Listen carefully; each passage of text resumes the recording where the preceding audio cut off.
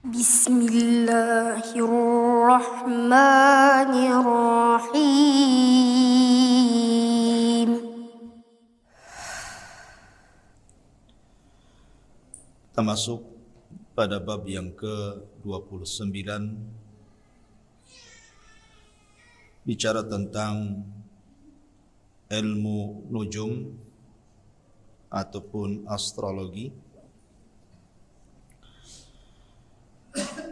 Al-Imam Al-Bukhari meriwayatkan dalam sahihnya bahwa Imam Al-Qatadah mengatakan, khalaqallahu hadhihi an-nujuma li thalathin zinatan lis-sama'i wa rujuman lis-syayatin wa alamatin yuhtada biha faman ta'awwala fiha ghaira dhalik akhta'a wa adha'a nasibahu wa kallafa ma la ilma lahu bihi. Allah Subhanahu wa ta'ala menciptakan bintang-bintang ini untuk 3 perkara. Pertama, sebagai hiasan langit. Yang kedua, sebagai alat pelempar syaitan.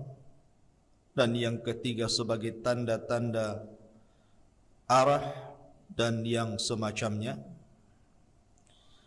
Karena itu barang siapa dalam masalah ini berpendapat selain perkara tersebut, maka dia telah salah dan menyia-nyiakan nasibnya serta membebani diri dengan hal-hal di luar batas pengetahuannya.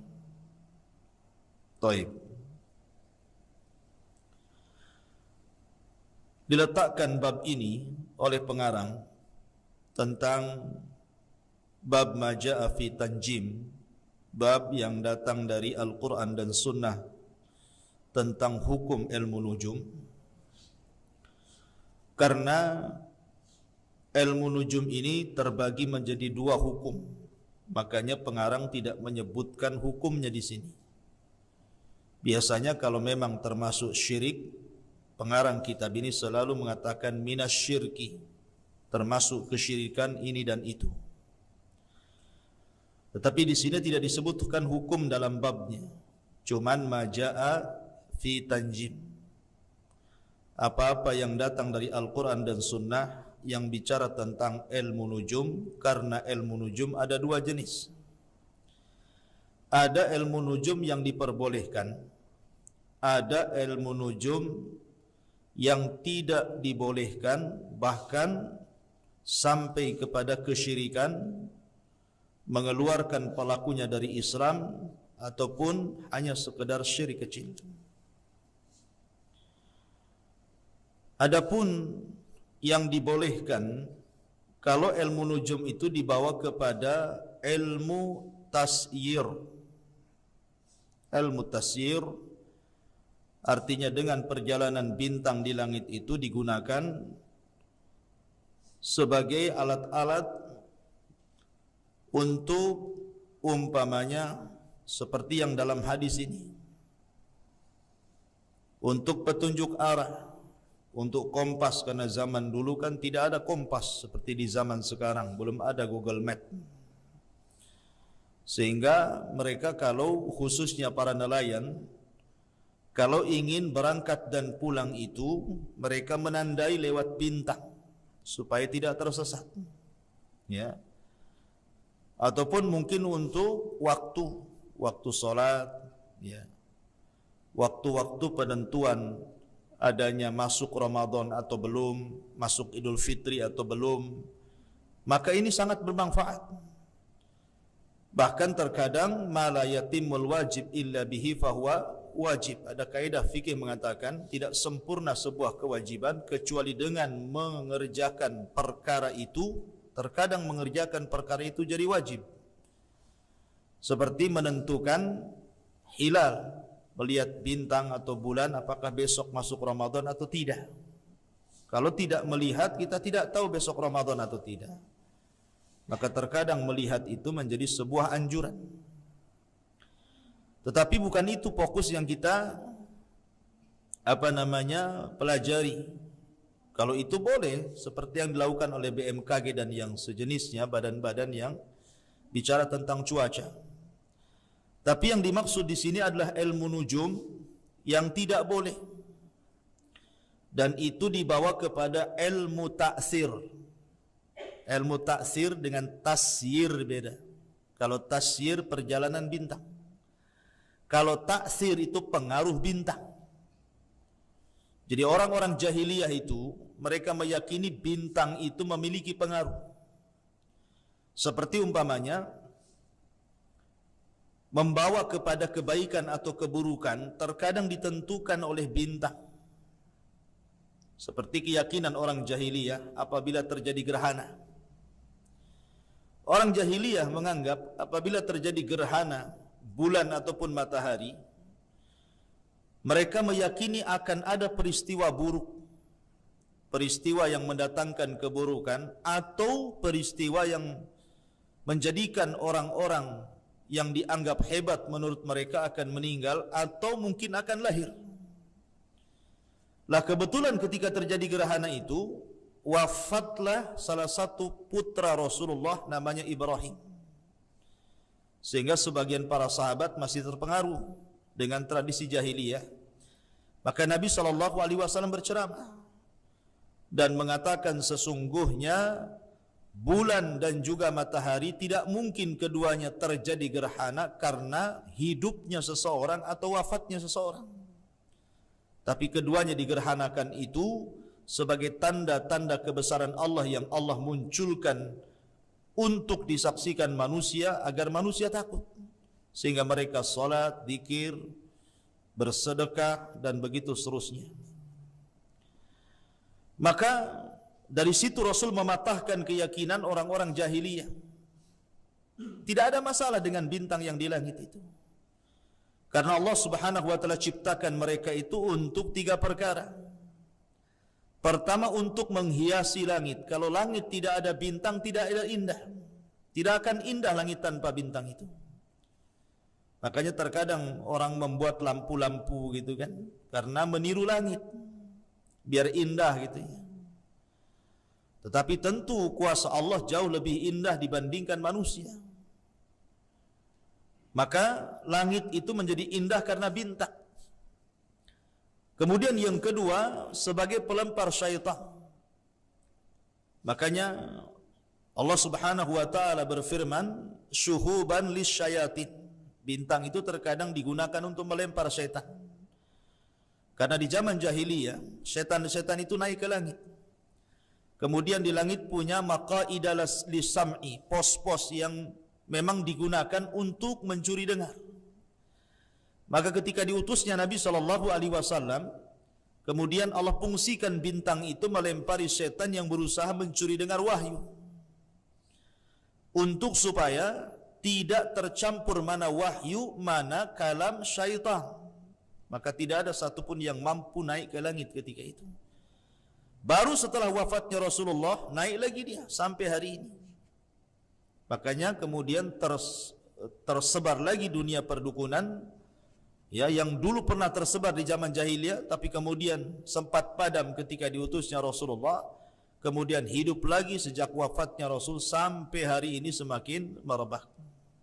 Ya. Kemudian yang ketiga, sebagai alat tadi untuk dijadikan kompas. Oh, arahnya ke sini, arahnya ke situ gitu ya. Hanya 3 ini saja fungsi bintang itu.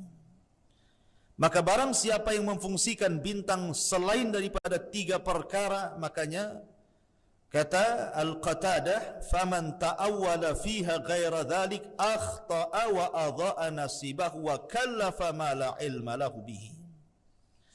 Maka barang siapa yang berpendapat selain 3 perkara itu, maka dia telah salah, menyia-nyiakan nasibnya, serta membebani diri dengan hal-hal yang di luar batas kemampuannya. Ada 3 hukum yang disebutkan para ulama tentang sekitar hukum nujum ini. Pertama, jatuh kepada kesyirikan yang merupakan syirkul akbar, dan Allah tidak akan mengampuni dosanya sampai dia bertobat. Pertama, ketika dia meyakini bahwa bintang itulah yang mendatangkan kebaikan dan juga mempengaruhi datangnya keburukan. Dia yakin bintang, gara-gara bintang itu, gara-gara bintang ini, betul-betul dia nasabkan kebaikan dan keburukan kepada bintang dan meniadakan Allah di sini, maka tidak ragu lagi hukumnya syirik besar. Yang kedua, menjadikan bintang itu sebagai alat untuk menerka-nerka yang gaib. Menerka-nerka yang gaib, lintas gaib. Karena terbiasa kita ini dulu sebelum ada internet, sebelum kita mampu mengakses YouTube, kemudian juga internet, biasanya kan banyak di koran-koran itu, ya, di situ dijual, isinya itu tentang masalah bintang-bintang, bintang ini, bintang itu, dan banyak orang yang berusaha membeli majalah, membeli koran hanya untuk mengetahui bintang apa dia, ya kan? Hanya mengetahui saya ini bintang apa ini, bintang kalajengking atau bintang kambing, gitu ya. Ya, jadi hanya untuk mengetahui itu saja dia beli itu, sampai beli majalahnya dia pelajari itu. Kemudian dicocokkan dengan profesi dia, ya, dengan gaya hidup dia dicocokkan itu, mulai daripada kulinernya, mulai daripada watak aslinya, pemarah, pemaafkah dia, mulai sampai kepada jodohnya, kepada calon istrinya, makanannya, semua dicocok-cocokkan, ya, cocok galicok katanya orang Jawa. Ya. Yang penting cocok gitu ya. Lah ini kan sama dengan mengadu nasib kepada yang gaib. Jangan pernah lintas gaib, tidak perlu. Hidup kita ini fakta di hadapan. Kita ini manusia punya kehidupan sendiri. Jangan menerka-nerka yang gaib. Yang ada sajalah. Di depan kita ada tempe, makan tempe. Di depan kita ada ikan asin, makan ikan asin. Di depan kita ada nasi kebuli, makan nasi kebuli. Ngapain kemudian lintas alam gaib? Ya, kita hidup nyata saja. Anda jadi tukang ojek, ya sudah, lakukan jadi tukang ojek.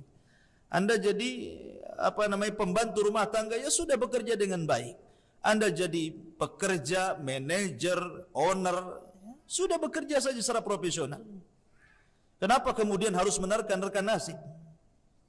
Ya, karena kita ini hidup di alam nyata. Jangan menerka-nerka yang gaib. Sebab kalau seandainya kemudian seseorang menerka-nerka perkara gaib itu, kebanyakan menyesal akhirnya. Seseorang yang tidak punya skill jadi manajer, datang ke dukun, gimana caranya saya jadi manajer, kan gitu. Ya, supaya dicintai sama perusahaan, kemudian diangkat. Dukun itu kebanyakan dusta. Dukun itu semuanya iya, nggak pernah bilang tidak. Saya bisa jadi manajer dukun, bisa. Semua bisa. Dukun tidak akan pernah bilang nggak bisa. Dia akan bilang bisa. Padahal dukun juga ditipu jin, kita pula ditipu dukun. Jadi tipu menipu sebenarnya. Silsilah tipu menipu gitu kan. Jin nipu dukun, kita pula ditipu dukun. Ya. Terkadang sudah banyak ratusan, bahkan ribuan, bahkan jutaan uang keluar. Ada yang tidak sukses, dukunnya kabur, ya kan? Ada yang tidak sukses karena dukunnya nipu, syaratnya terlalu banyak, tidak bisa kita lakukan. Ya, ada yang kemudian sudah habis ratusan juta, akhirnya dukunnya ngasih syarat, akhirnya syaratnya berat, mati dia ketika melakukan syarat. Sengaja dukun bunuh dia sebenarnya. Ya kan?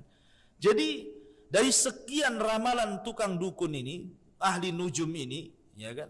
Tidak semuanya tercapai kok. Kalaupun tercapai sedikit, itu pun kebetulan, bukan karena ramalan. Tapi kemudian dinasabkan kepada ahli nujum. Jadi kalau seandainya bintang itu menjadi wasilah menerka-nerka yang gaib, ini mengeluarkan dari Islam. Karena tidak ada yang tahu yang gaib kecuali Allah. La ya'lamul ghaiba illallah. Tidak ada yang tahu kegaiban kita itu kecuali Allah. Jangan menerka-nerka nasib. Kalau sekarang jadi tukang beca, sudah lakukan tukang beca. Ya. Kalau Anda sekarang jadi supir taksi, ya sudah jadi supir taksi yang baik, jadi pekerja yang baik gitu ya. Kalau sekarang apa itu yang kita makan di depan, makan saja. Ya. Sebab alam kita berbeda. Lihat hewan itu kalau dia lapar, dia menerkam mangsanya kemudian langsung dimakan. Takkan antum kemudian lintas alam hewan, ikut-ikut hewan. Beli ikan di pasar, nggak ada masak-masak langsung dimakan, kan jijik ya. Beli ayam mentah langsung dimakan, kenapa? Lintas hewan, biar seperti hewan. Bedalah kehidupan hewan sendiri, manusia sendiri, jin juga sendiri. Kenapa jin itu gaib coba? Kenapa jin itu tidak dibuat oleh Allah melihat? Kita melihat jin, tapi jin melihat kita, supaya kita jangan berinteraksi dengan mereka, jangan kenalan, jangan minta pekerjaan kepada mereka, ya, jangan beribadah kepada mereka, jangan jadikan kawan ngobrol, apalagi cari jodoh, cari wanita jin dari mereka. Nggak perlu ngapain, karena jin itu tidak ada yang cantik. Bahkan ada seorang syekh meruqyah, kemudian orang itu kerasukan jin yang paling cantik dari jin-jin yang paling cantik di bangsanya. Ketika ditanya bentuknya, kakinya 9. Mau menikah dengan jin yang cantik kakinya 9 itu. Orang saja kalaupun dia model punya kaki 9, mikir-mikir orang itu. Ini ada orang nih, betul-betul orang bukan jin, cantik tapi kakinya 9. Kan mikir tuh. Kaki 3 saja, cap kaki 3. Pusing kita lihatnya. Ya kan? Apalagi 9 ya. Jadi biarlah kehidupan mereka. Jangan ganggu kehidupan mereka. Karena dulu zaman jahiliyah itu apabila seseorang safar, kemudian melintasi sebuah pohon yang menakutkan, daerah yang mengerikan gitu, menurut mereka angker sampai bulu semua berdiri gitu kan. Orang-orang jahiliyah itu terkadang mereka menyisihkan bekal. Jadi makanannya dibagi 2. Kemudian separuhnya diletakkan di tempat yang keramat itu dan mengatakan, ini saya sisihkan untuk penghuni tempat ini, tolong jangan ganggu saya. Kan mubazir dibuang. Ya kan, siapa yang makan? Paling semut yang makan. Atau orang gila yang lewat yang makan. Ya kan?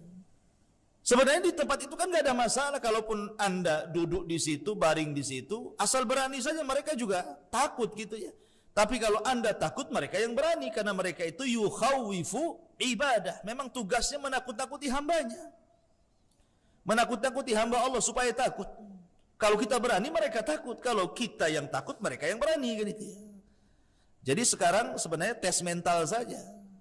Tes keberanian sebenarnya. Ya, tapi jangan pula kemudian kita seperti orang yang uka-uka itu. Antum tahu uka-uka itu? Cari tempat yang angker, kemudian antum berdiri di situ lama, dites keberanian. Bukan begitu tes berani. Ya. Itu ganggu sarangnya jin ya, antum kesurupan lah di situ. Ngapain ke situ? Ya.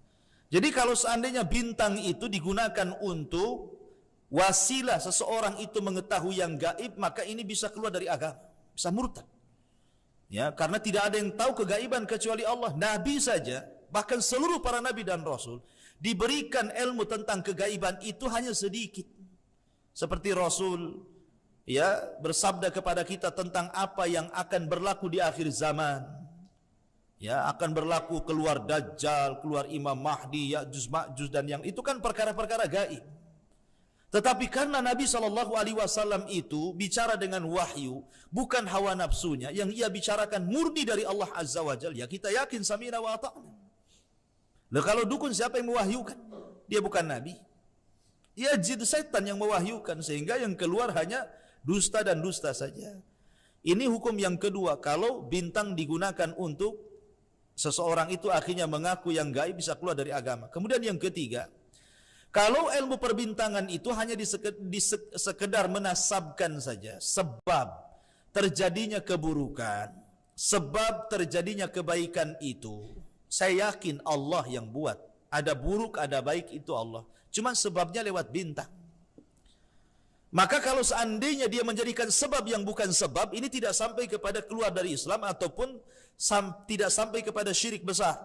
Cuman dia masuk pada syirik kecil. Alasannya karena dia menjadikan sebab yang bukan sebab. Sebab kebaikan bukan karena ramalan bintang. Sebenarnya Anda pamannya seorang pekerja, ingin jadi manajer. Kemudian betul-betul Anda datang ke dukun, kemudian diangkat jadi manajer. Bukan berarti karena ramalan si dukun itu. Bukan. Karena berapa banyak orang-orang yang tidak percaya dukun, tapi dia bekerja profesional, dia tanya ke perusahaan gitu kan. Kira-kira apa syarat-syaratnya jadi manajer? Saya ini harus seperti apa? Pendidikan apa yang harus saya tempuh? Saya akan bekerja secara keras dan profesional. Kalau Allah takdirkan jadi karena Allah itu suka seorang hamba kalau dia melakukan aktivitas amalan, dia mutkin dalam amalan itu. Ya, makanya bisnis yang mencela-mencela nggak pernah berhasil kan begitu. Tapi bisnis kalau ditekuni satu atau dua, rata-rata berhasil. Karena memang Allah senang apabila seorang hamba beramal kemudian dia mutkinkan amalannya. Ya kan? Maka bukan karena datang ke dukun gitu ya. Kalau ingin naik pangkat ya harus jujur, profesional, bekerja dengan baik gitu ya. Bukan karena datang ke dukun kemudian besok diangkat. Ya, jadi itu harus dipahami bahwa ilmu nujum itu adalah ilmu yang berbahaya. Tentang mempelajari letak-letak peredaran bulan, Imam Qatadah menyatakan makruh, sedangkan Ibnu Uyainah tidak membolehkan. Demikian disebutkan oleh Al-Harab dari mereka. Tapi Imam Ahmad dan Ishaq memperbolehkan tersebut kalau yang dimaksud ilmu tasyir tadi. Seperti ya orang-orang BMKG gitu kan memperakirakan cuaca dengan melihat bintang, langit dan begitu seterusnya dengan alat dan sudah dicoba dan itu sebuah kenyataan, maka ini bukan yang dimaksud ilmu nujum, tidak. Ya kan? Abu Musa menuturkan Rasul bersabda, "Salasatun la yadkhulunal jannah, mudminu khamrin wa musaddiqun bisihri wa qati'ur rahimin." Ada 3 jenis manusia yang tidak masuk ke dalam sorga. 1, Rasul mengatakan mudminu khamrin, orang yang sudah gemar minum khamr, sudah kecanduan dia. Khamr dan sejenisnya ya, narkoba, itu termasuk khamr juga karena memabukkan. Kemudian yang kedua, orang yang mempercayai sihir. Orang yang mempercayai sihir, salah satunya adalah mempercayai kepada ilmu nujum. Karena barang siapa yang mempelajari sebagian daripada ilmu nujum, maka sesungguhnya dia telah mempelajari bagian daripada ilmu sihir. Ya, ada hadis yang mengatakan seperti itu. Siapa yang mempelajari bagian daripada ilmu nujum, maka dia telah mempelajari bagian daripada ilmu sihir. Ya. Zada mazada, semakin dia belajar semakin tinggi ilmu sihirnya. Jadi orang yang mempercayai sihir, orang yang mempercayai dukun, makanya ada hukumannya kan orang yang datang ke dukun itu. Kata Nabi SAW, "Man ata arrafan fasa'ala an syai'in lam tuqbal salatuhu arba'ina yauman." Siapa yang datang ke tukang ramal, datang saja, kemudian bertanya, belum membenarkan dia, hanya bertanya, ya, hanya coba-coba tanya saja, saya sih pengen tahu saja, gitu kan. Maka itu saja sholatnya 40 hari sudah ditolak tuh. Sholatnya yang sudah dilakukan dia 40 hari ke belakang itu ditolak. Percuma sholat yang sudah dilakukan selama 40 hari itu ditolak oleh Allah Azza wa Jalla. Ya. Kemudian kalau dia sampai membenarkan, masuk pada dosa besar. Bahkan bisa masuk pada kesyirikan dan bisa mengeluarkan dari Islam. Kalau sampai membenarkan, karena Rasul mengatakan fasaddaqahu faqad bari'a an syariati Muhammadin sallallahu alaihi wasallam. Kalau dia sampai membenarkan, dia hakikatnya telah berlepas diri dari syariat Muhammad SAW. Mengingkari satu syariat bisa kafir. Ya, makanya bahaya, nggak usah datang ke dukun. Kalaupun mau datang ke dukun nggak apa-apa, hanya ngetes dukun nggak apa-apa, mengetes kedustaan dia. Masalahnya kalau kemudian antum datang ke dukun niatnya ngetes, antum pula dites dia, itu kan masalah. Lebih baik nggak usah lah, nggak usah ngetes ya. Nanti antum yang kena tes dia. Ya, karena mereka itu tukang nakut-nakuti sebenarnya.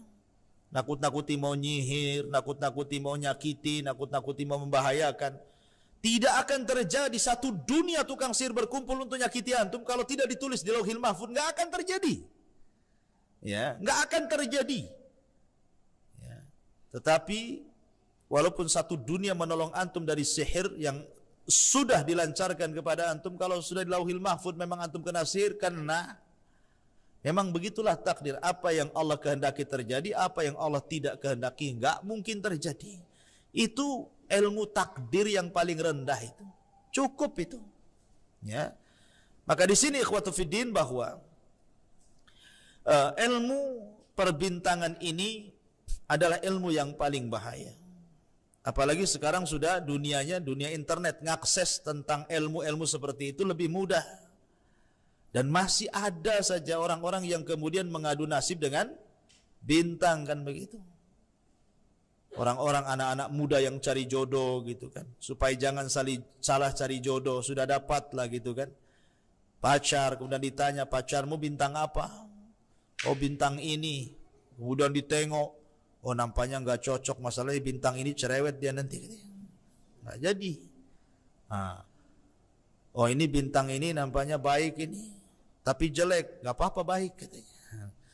Akhirnya kemudian terkadang orang nerka dengan mengadu nasib. Dukun itu tidak ada yang pasti, semua menerka.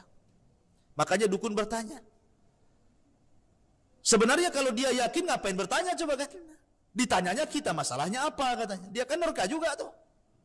Dia nggak yakin juga, dia tanya juga sama kita. Terkadang tidak langsung kemudian diproses kan, suruh pulang dulu, dia cari tahu dulu.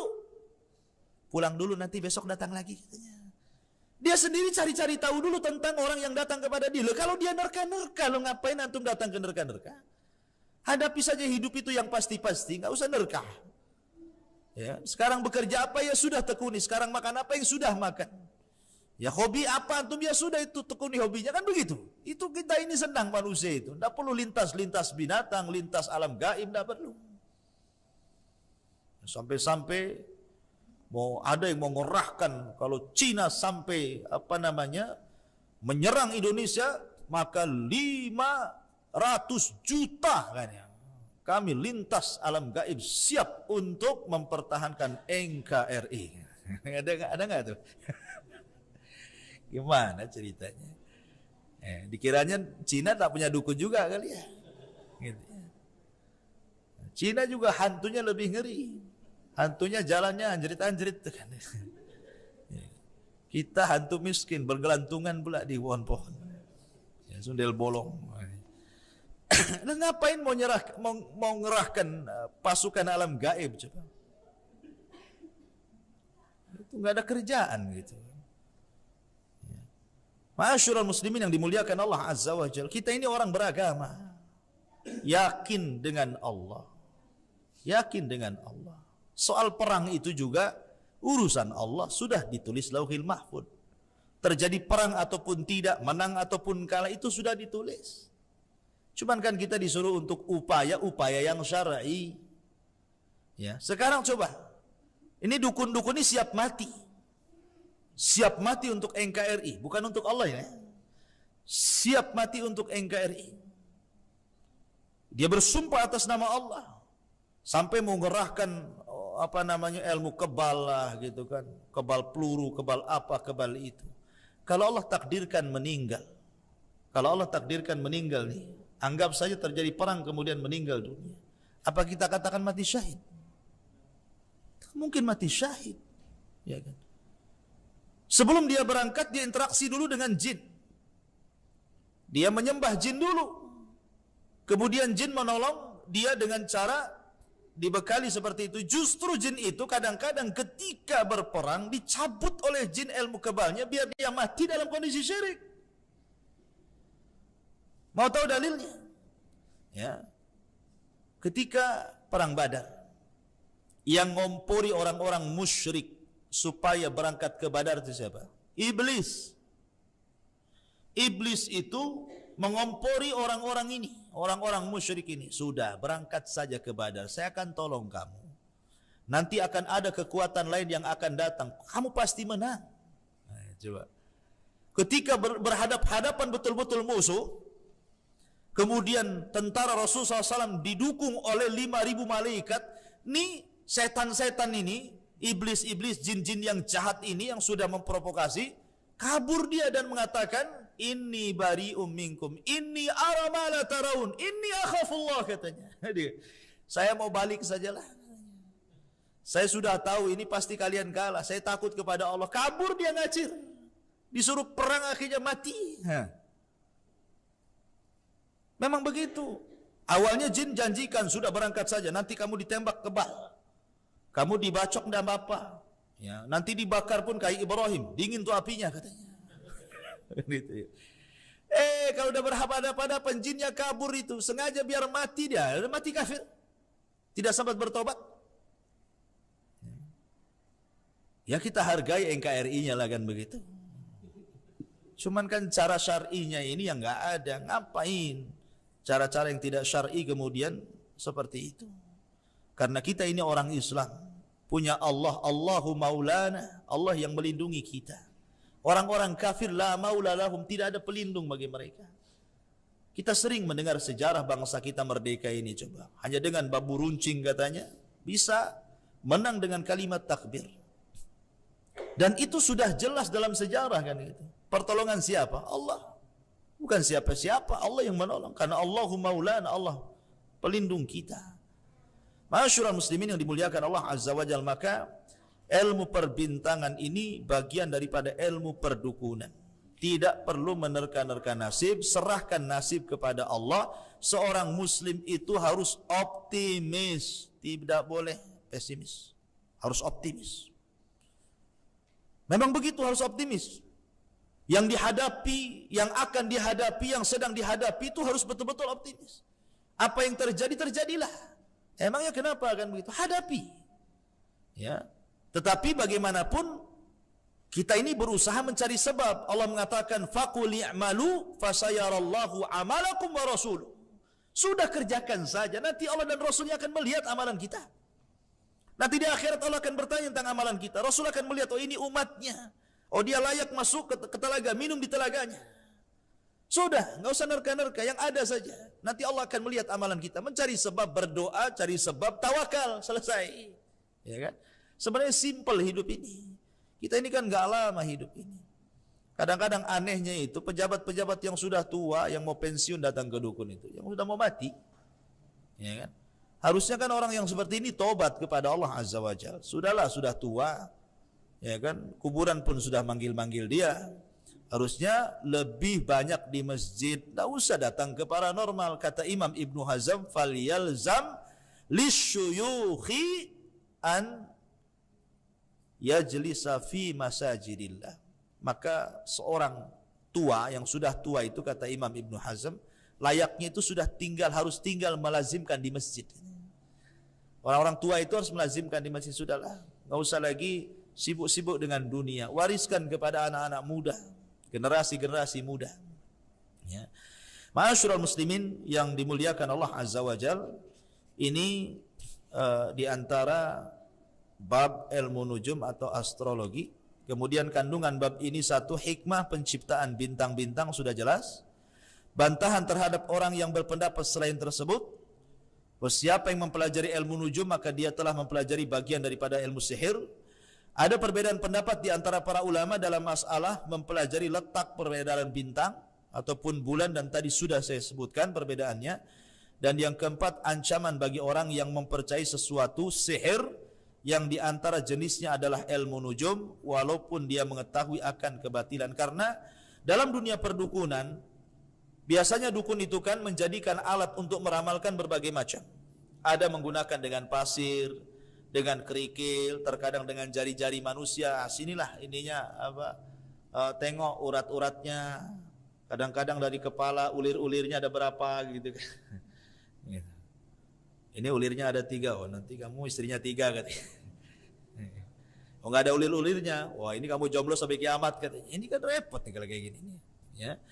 Jadi termasuk juga dukun itu menggunakan media dengan cara bintang yang disebut dengan ilmu nujum.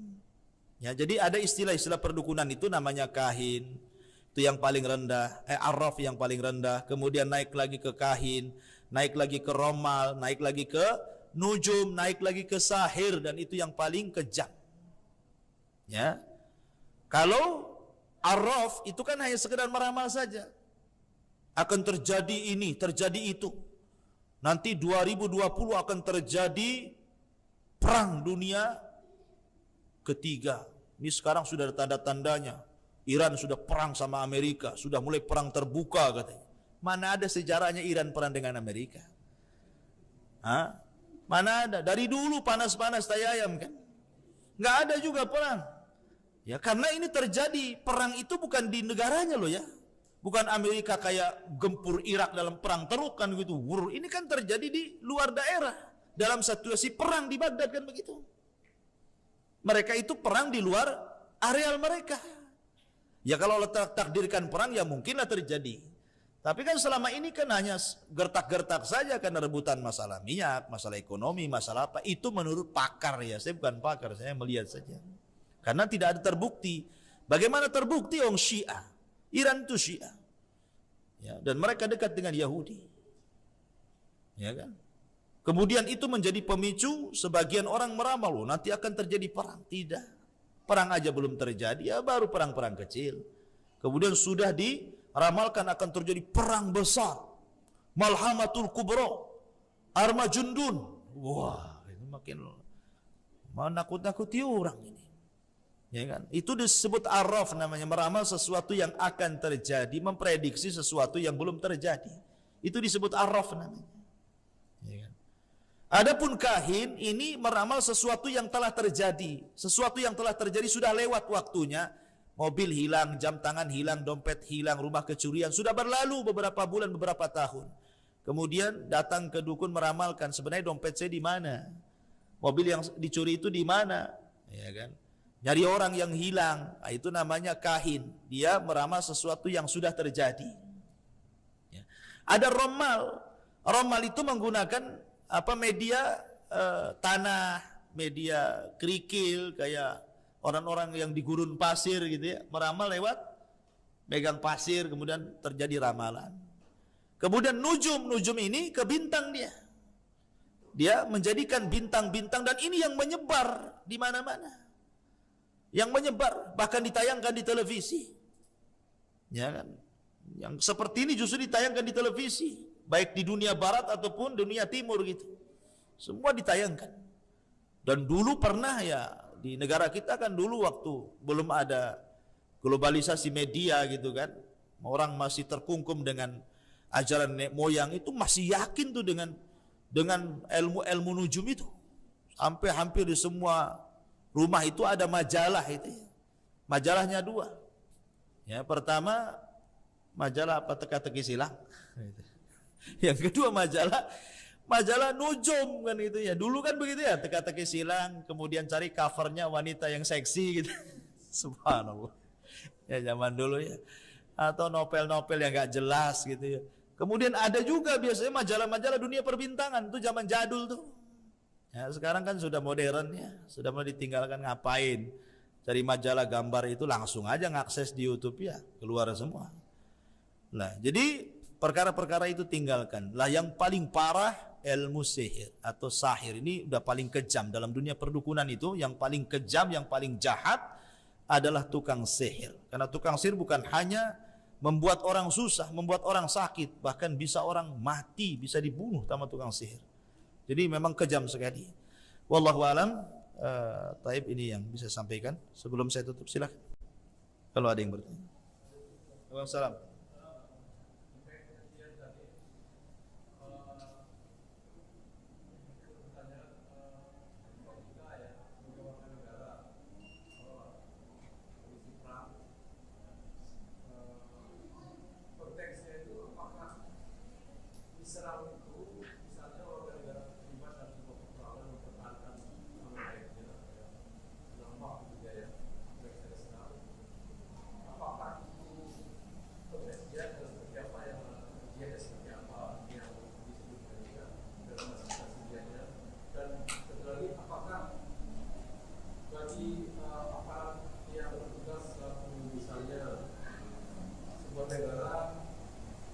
Menyerang, tapi kita pada negara kita menyuruh perintah negara, dan dia pasti dalam perang itu, dalam perang itu lebih ke kolonial ya, menyerang. Apakah itu masuk dari dia atau bukan? Ya, alhamdulillah. Jihad ini kan ada yang hukumnya fardu ain, ada yang hukumnya fardu kifayah.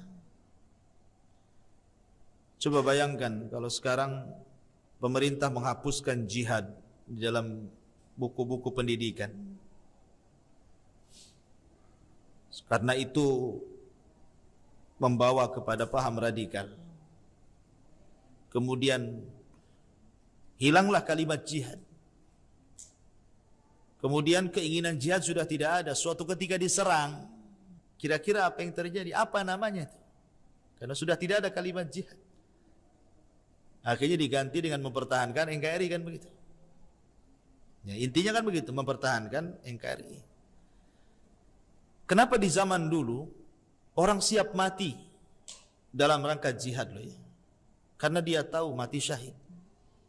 Keyakinannya dengan mati di medan tempur itu karena menjalankan syariat Allah. Dan itulah cita-cita para sahabat. Walaupun jihad itu memang perkara berat, tidak semua yang sanggup. Allah mengatakan, kutiba alaikumul qital wa huwa kurhun lakum. Diwajibkan kepada kalian untuk perang dan itu perkara yang kalian benci. Kenapa? Karena pertaruhannya nyawa. Sehingga orang-orang pilihan saja yang memang diberikan keberanian untuk perang, tidak semua. Ada orang yang semangat Allahu Akbar perang sekali kena dengar bom, udah kayak kucing dilempar ini ya, air, udah merengut gitu kan, udah mau balik aja rasanya. Ada terkadang semangat di awal tapi ketika masuk dalam front peperangan itu ditampakkan itu kepengecutan dan keberaniannya. Ya. Kenapa? Karena tidak ditanamkan tadi niat yang benar, kemudian ajaran-ajaran yang benar, kemudian jihad yang benar seperti apa gitu kan. Kemudian orang dijauhkan dari istilah jihad. Jadi kan membela kita ini membela karena siapa? Karena Allah atau karena yang lain? Ini juga harus diluruskan. Yang membela negara bagian daripada syariat. Bagaimanapun membela negara bagian daripada syariat. Cinta negara itu juga bagian daripada syariat. Makanya Rasul ketika diusir dari Mekah, dia berat meninggalkan Mekah dan mengatakan, kalaulah bukan karena kaum mengusir aku tidak akan keluar dari Mekah, kata Rasulullah. Karena orang keluar dari negaranya itu berat sekali, artinya karena kecintaan kepada negara itu bagian daripada keimanan, mempertahankan negara. Tapi tentu niatnya pertama karena Allah, yang kedua karena mempertahankan negara, kan begitu ya. Allah dulu, kemudian baru niat yang lain.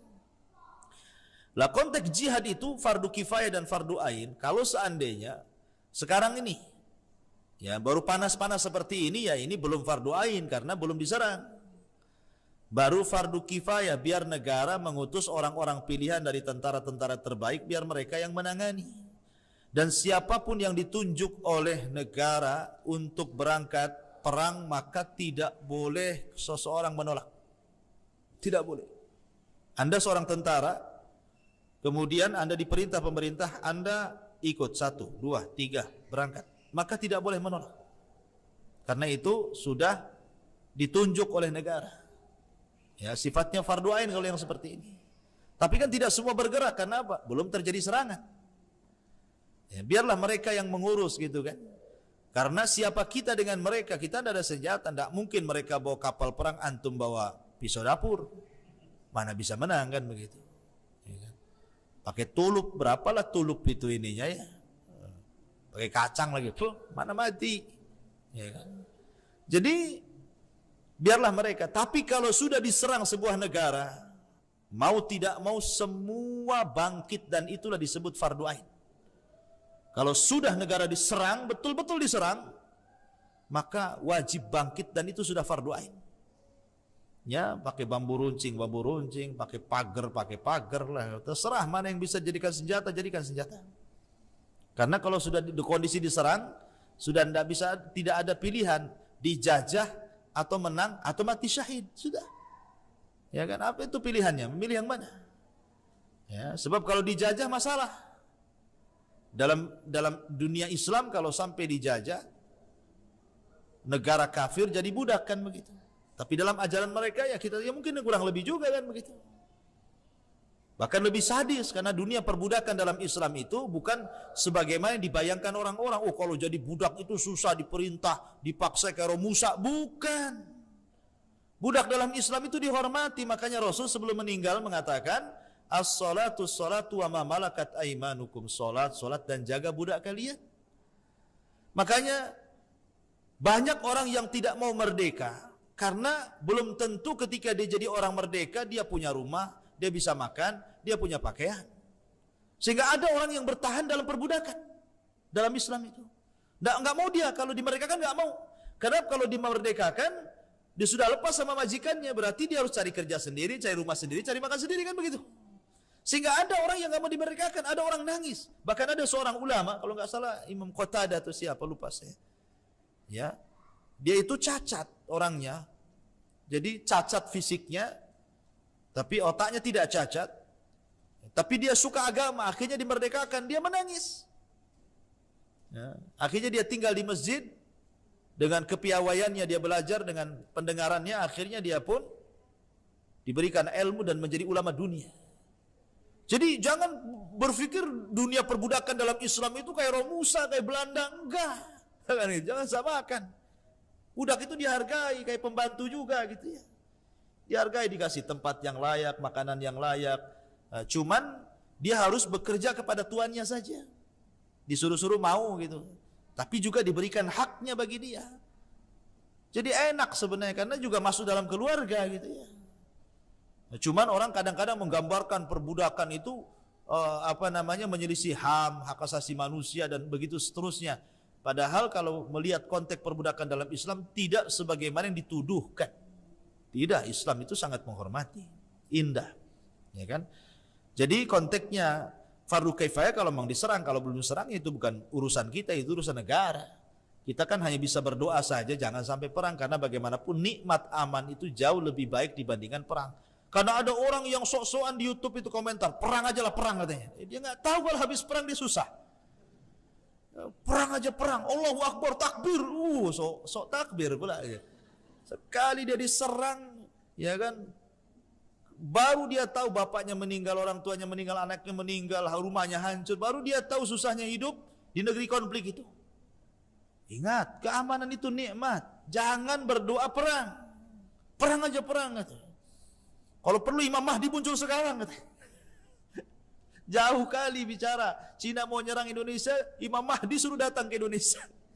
Ya kan? Di komen ini nggak jelas, nggak ada aturan main tuh nulisnya itu. Wallahu a'lam. Ya intinya kita berdoa semoga negara kita aman. Ya. Negara kita tidak diserang dan kita tidak perang bagaimanapun. Kondisi perang ini kondisi yang belum tentu orang istiqomah jadi istiqomah. Bisa saja yang tadinya istiqomah dalam kondisi susah perang jadi futur dia. Ya kan? Maka berdoalah keamanan karena itu nikmat Allah yang paling besar. Subhanakallah bihamdika asyhadu an la ilaha illa anta astaghfiruka wa atubu ilaik. Allah taala. Assalamualaikum warahmatullahi wabarakatuh.